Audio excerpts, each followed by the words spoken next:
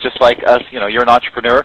And here's another tidbit about Lindy is she comes from a family of successful entrepreneurs, specifically her grandfather who invented a tractor seat that went pretty amazing in the United States. And so she's cut from a specific cloth and genetic structure where she has to be an entrepreneur. She has to live in this world making her own self. Lindy, how did you develop the courage to follow your dreams? Hey, Ron? Yes. Can you hear me very well? I can. You were just breaking up for me right there a little bit. I didn't quite get your question. Okay. I said, how did you develop the courage to follow your dreams? Well, listen, if you can hear me pretty well, maybe you can just type me in what the question is, because somehow your audio is breaking up for me a little bit here, so I'm sorry about that. But in the meantime, while you're typing it in, I'll just say, first of all, that Aldo, it's a real pleasure to meet you, and I didn't realize who you were when you first came on the show, and kudos to you, because you're at a real crossroads, a real opportunity, and a really amazing point in your life. So it's wonderful. It's a big surprise to have you here with us. And I don't quite see your question yet, Ronnie, but I'll just say that stepping outside the box is one of the biggest things that that calls you to be successful when you try to endeavor to do something that isn't just given to you. You go and you do a job interview, and you say, oh, well, this is my role, and this is what I'm told I have to do, and so I just follow steps A, B, and C. And when you don't have somebody employing you like that, you have to forge your own A, B, and C.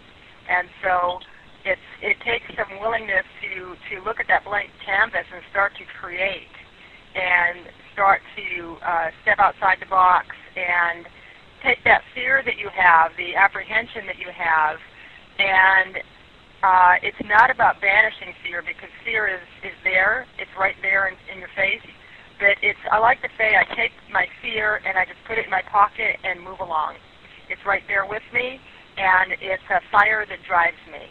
So, when you're stepping into the unknown, the first thing that comes up is fear. And if you have a relationship with fear that it's not supposed to be there, then it'll stop you. And what I do is I say, oh, there's fear again. Hey there. Hey, old friend. Here we go again. And I just jump right in along with fear.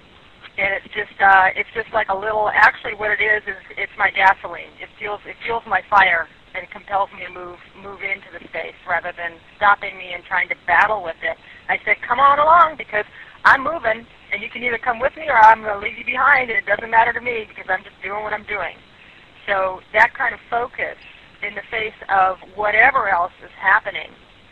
So as a dancer, I started dance classes when I was down in the single digits, a small child, and I felt a real passion and a calling for that in my first form as an artist in my life. And everybody always said to me, well, why are you doing it? There's so much competition.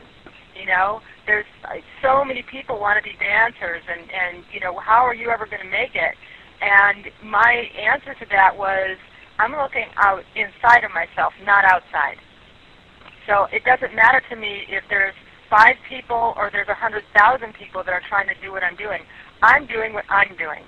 You're doing what you're doing. We're all doing what we're doing. And if you keep looking outside at the adversity, all it does is take you away from your center and your true purpose. So there's always reasons out there that people will tell you why you can't do this or that.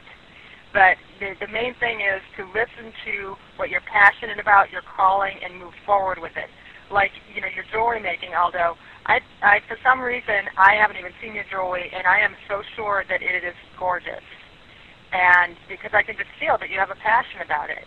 And that you're doing it and you're pursuing it, that combination of stepping into the fear, going with what you do well and what you love, it's going to win every time. You just have to have the persistence and the determination, and you'll get where you need to be.